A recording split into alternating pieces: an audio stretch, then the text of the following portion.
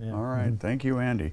Well, like Andy said, due to heavy rain melting snow, officials in northern Michigan are watching rising water levels near the Cheboygan Dam, and residents may be told to evacuate.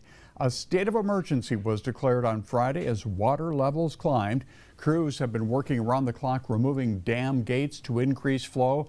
The Michigan Department of Transportation also raising the US 23 bridge over the Cheboygan River and closing it to traffic to protect the structure from possible debris.